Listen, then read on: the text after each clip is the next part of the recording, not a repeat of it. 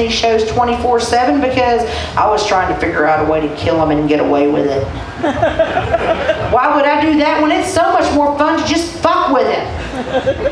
Here, honey, would you start the car?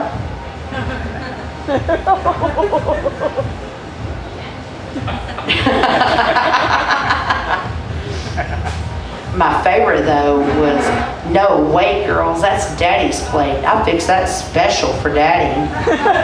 He finally just quit fucking eating, so I quit cooking. He comes home from work Labor Day and says, hey, honey, what you doing? What you watching? It's a Law and Order marathon, motherfucker. You hungry? Anyway, my name's Carla Duplantis. Thank you very much.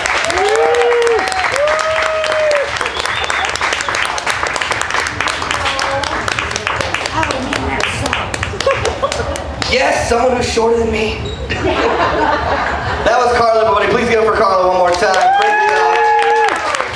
Up next, keeping with the flow, we have two poets who are going to come up and do some of their slam poetry pieces. Y'all ready?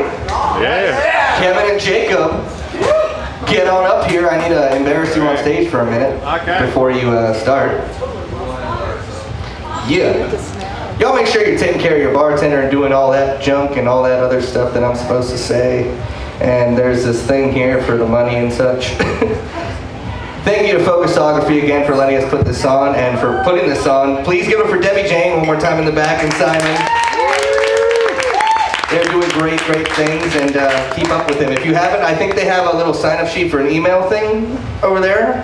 And I think there's someone doing photographs and stuff over there too. And there's little goodies and stuff that you can get and stuff.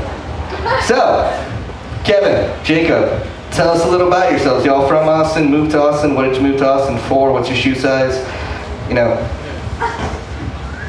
11 and a half. All right, 11 and a half, ladies. 9.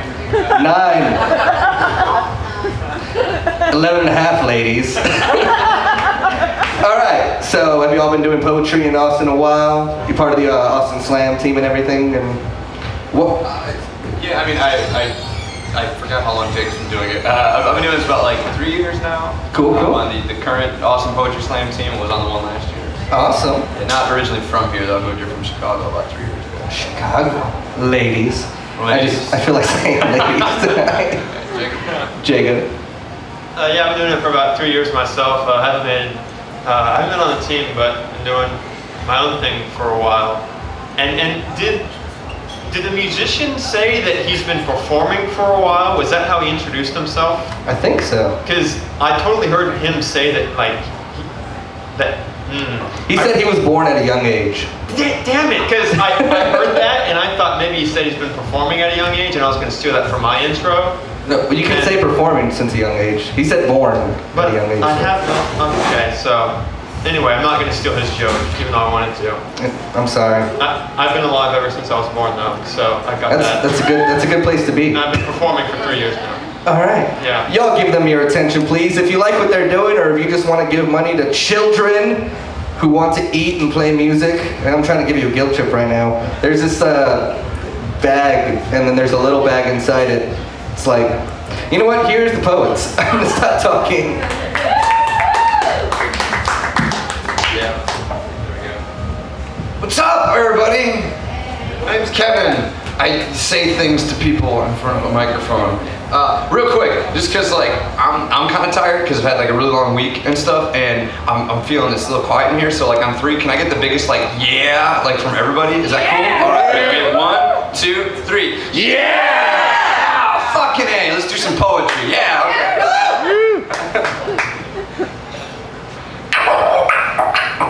I'm scratching at the surface of something beautiful, y'all. I'm scratching at the surface of something beautiful. I'm crossing claw marks called highways I left in the back of this country the last time that we made love. I'm scratching and I'm finding everywhere I go these little pieces of heart and home. Whether I'm in the smallest of small town in Iowa, the heart of the biggest, baddest, reddest, rootin', tootin', gun-totin' state in the union, y'all.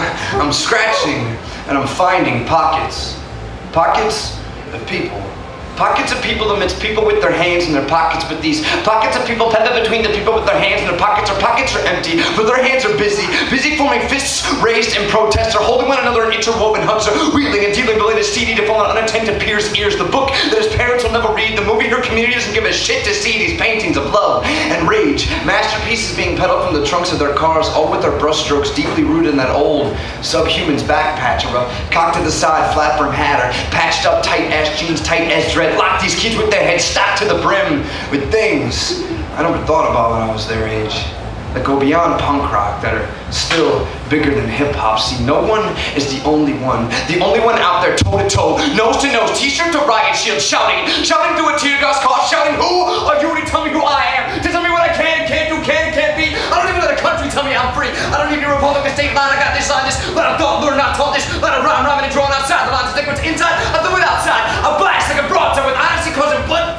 trauma, tragedy. And you laugh at me, so go on and handcuff me. I'll come and throw open with this microphone cord, pull up my voice and give it the choice to stay or go. And it will go farther than the closed cage towards a closed-minded comfort. See, the thing is, there's people thinking this. People living this, people burning this to the rhythm of a flickering flame in their chest, while some spent time studying and running the scales. Others are riding the bass lines, being beaten to the tempo of tipping and toppling those scales. Forget what you know about the corner of the world you think you're stuck in, y'all. First off, the world is round. There's no corners to get stuck in. You just gotta scratch at the surface, and you think you haven't found anything yet. You're being choked, you can't sing, you can't breathe. Don't even think about that one finger way out. Just go ahead and scratch off the ground from an old mirror. Take a look at yourself. Go plant your own seeds. Watch them grow into a tree. I hear those help you breathe. You just gotta remember to scratch at the surface, skip ratch at the surface, and you'll find you ain't the only one. You're not alone. Thank y'all.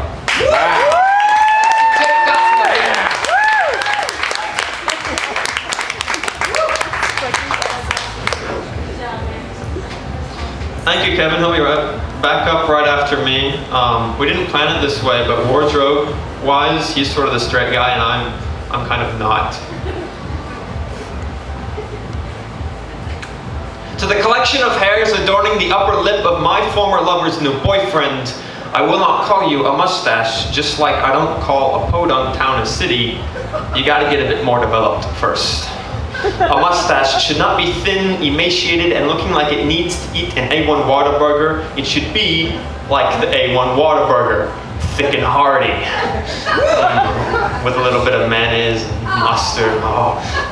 How the hell is it you find yourself so lucky as to brush up against the cheek of the girl who just months ago I was telling her how beautiful I thought she was? Believe me, it is not on your own merit. If she actually liked mustaches, I would have grown mine into a Salvador Dali-like infinite loop, so that way my facial hair could have expressed my love when words failed me. How does she think that someone who takes such terrible care of his facial hair would take good care of her? I never thought that I'd see a mustache that I liked less than a soul patch, but here we are. I mean, you guys are like head hairs fecal matter. I want to pluck you off one by one by one and introduce you to his esophagus, but I'm afraid because then she'll look at me as nothing but her fucking crazy ex-boyfriend, and that is not what I am. No. No. No. What I am is someone who sees you lucky lip hairs brush against her cheek and my billiards ball heart breaks on cue. See, I have not been able to put enough English on a situation to convince myself that he is a good decision for her, and that goes well beyond his choice to continue growing you little upper lip accoutrements. My only hope is that she will one day look back on dating him like he will surely look back on growing you and say, I don't know why I didn't cut that off sooner. In the meantime, I respect her too much to just openly hate the person with which you are associated, and while I cannot begrudge him his taste in women, he needs to realize that that thing that he likes to call a mustache, oh, it just looks terrible. So, you disgusting little upper lip hairs, we'll make a deal. I will not try to bludgeon you off that man's face, and you will help him be everything she deserves. When you meet her somewhere, try to reach your ears to tell them how lucky you are to brush against her skin. And do brush against her skin. Kiss her because she deserves it. When she's in public and doesn't expect it, paint her cheek wine spilled on marble. Before you are out of bed, before he makes his warring decision not to shave you off and inflicts your existence upon humanity for yet one more day, find yourself against her forehead. Do not tell me if you kiss anywhere below her face, because I will lose my shit. But if his tongue is ever about to tell her a lie, use everything in your fibrous little cells to hold his lips together. And when you are cut off, when you're no longer an embarrassment to self-respecting mustaches everywhere, may your final resting place be the trash can. She doesn't like facial hair in the sink.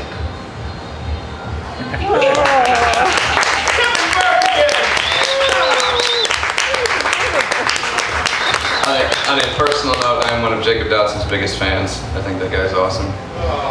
Don't tell him that. Too bad I wrote that poem about your mustache. Oh man. On that note, I'm gonna do a poem.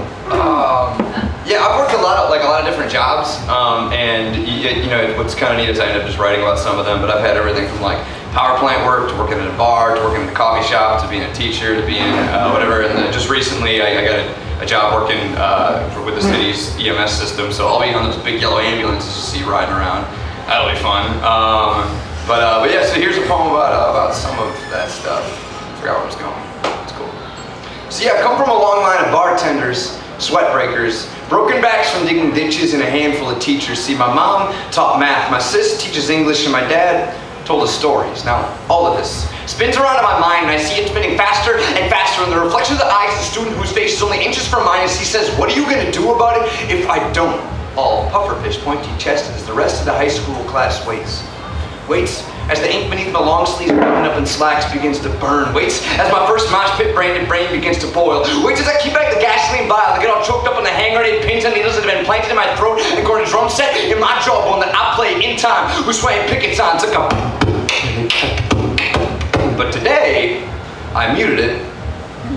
Honestly, I'm proud of this kid. I want to tell him that. I want to tell him I'm glad. I'm glad that after 13 years of learning, the one thing he has not picked up on is to blindly follow authority. I want to tell him this. I want to tell him I'm sorry. I'm sorry you're stuck in a broken system where men in designer suits who have never even seen a classroom keep cutting art out of the heart of education because you can't properly or profitably express yourself well enough to a color by letters number 2 pencil, piss poor pointless painting like A, B, C, or D. All of the above is being held above all else. I want to tell him this. I want to tell him I'm sorry, but it just comes out as, sit down, kid. Sit down. Oh my God. I forgot where that one goes. Son of a bitch. Sit down, kid. Fuck, save your strength. Hold on to that crumpled paper homemade bomb heart that keeps blasting shards of chicken scratch shrapnel through your bloodstream. Hold on to it like sandbags for a really rainy day. I know it hurts right now for you because it still does for me too, but there's a difference between picking a fight and picking your fights. This one's not worth it. This one's not worth it. I'm temporary, kid. I'm going from your life by the end of this period, then I'm off to who knows where to substitute all of that authority and none of the time. All of that authority and another chance to really make you listen, so listen now. Sit down, kid. A cop is not going to be so polite. I'll give you another less than a slap on the jaw with the knife sticks, so sit down. There's something to be said for political correctness, but there's not a whole lot of valor in a detention slip, so sit down and stand up for something worth it. Stand up and stand strong for something worth it, but for now, sit down. I'm sorry. I'm tired. I spent all yesterday in a gang graffiti-soaked in-school suspension classroom, squared off with a 7th grade girl with more balls than you'd know what to do with, and a blade in her backpack for the walk home. Sit down. This tough guy act ain't gonna scare me. I mean, for Christ's sake, you're wearing 3D glasses with the lenses popped out. How am I supposed to take you seriously right now? But seriously, you might not get this. And you probably just think I'm another asshole with a name tag who's telling you what to do. But I swear, from the bottom of the bricks and spray paint in my belly, that when I'm saying sit down, I am praying you learn what it means to stand up. Thank y'all. Keep taking Dawson up here. Phones they won't screw up.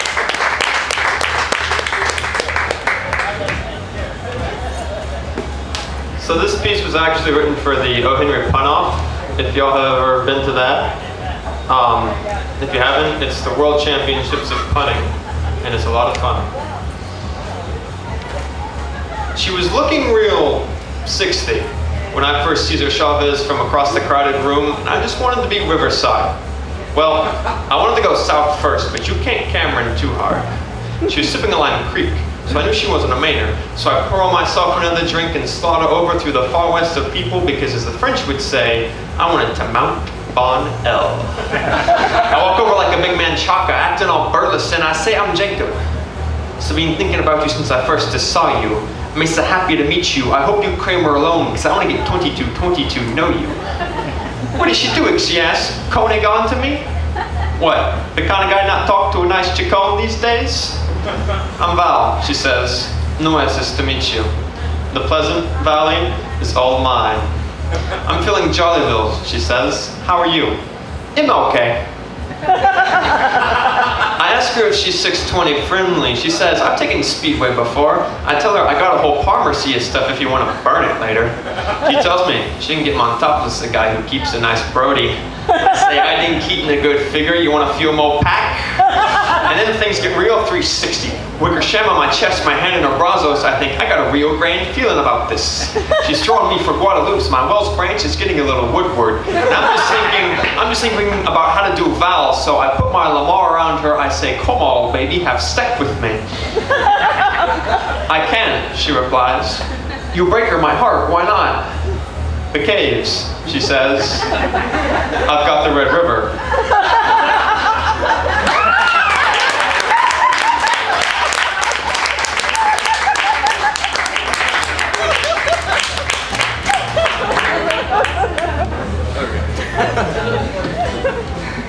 That was gross. Please get up for Jacob and Kevin one more time. Are y'all having a good time so far? Enjoying the acts? Awesome. Up next to the microphone, we have my friend Rob, aka Cute Enough, which is such an awesome stage name. I like that name. It is a great stage name.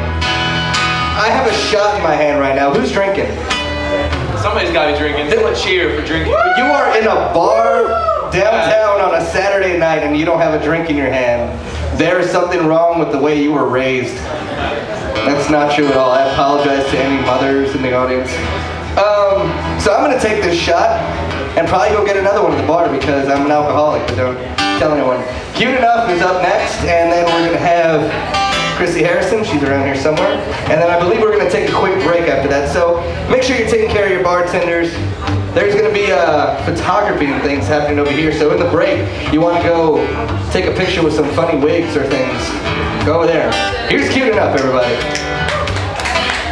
Hey guys. This song I wrote about an ex-girlfriend of mine who wanted me to be more of an indie hipster type, and I'm not really good at that because I have red hair. But all the same, I tried to change and it didn't work. It's called Kirk Vonnegut.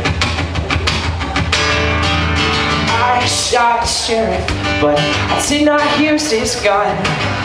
I stole his virtues, but I left a single one. It was just the promise given to the fatigue of my mother's son. And I know that you've been worried, but you're not the only one. You swore you heard me talking, but I did not speak in tongues. And the blasphemy of my existence is the girl hence I come. She made me a promise years before that the world would let her go. 1984 has come and gone. Her to know that I'm a liar. Everything I do, hauling fire. The devil collects me soon. It's called desires. I loved her more in the afternoon. The devil knows that he stole my soul, but what he does not know, he took it a month too soon. I always told you that I'm there to hold at nights. The promises are broken like the line between our lives. I pedaled fast and I broke the glass to be the indie guy you'd love. The rest of the world caught up with me, made me mainstream, so I shrugged. I told you everything you wanted to hear, not a word of that was true. And I've never had an original thought. It's the person that you knew. You said run away, run away. Oh no, it's not too late to go. The 13th hour passed me by and it covered my eyes in snow.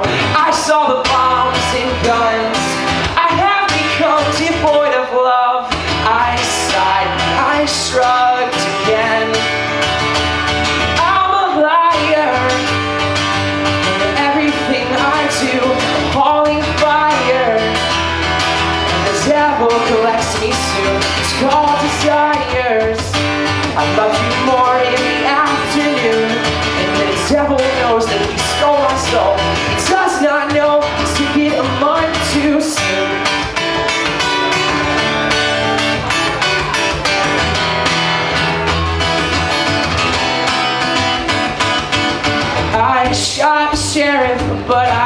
not use his guns. I stole his virtues, but I left a single one. And I'm a liar. For everything I've done, hauling fire at the threat of a loaded gun. It's called desires. I love you more than everyone. And the devil knows that he stole my soul. But what he does not know, it took it a month to see. Thank you. That's a fun one. I kind of started to that title. That one's called Kurt Vonnegut. I don't know why. He's my favorite, though. Good dude. Good dude.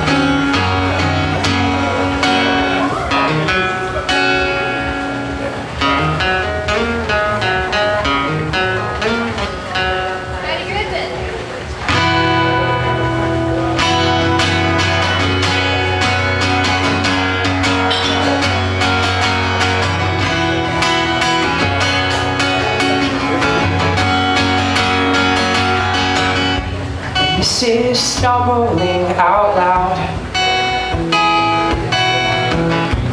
I am stammering about fundamentals that I lack. I wish that I could approach this with more tact.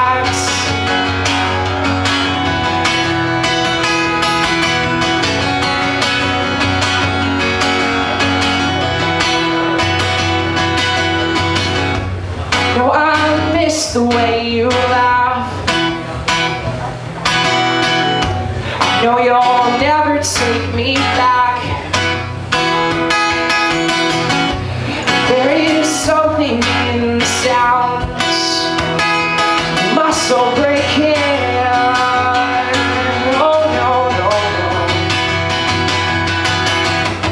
These are words and they are cursed. I will not shake this off. These are words and they are cursed, and I will not kick you off. I cannot kick you off.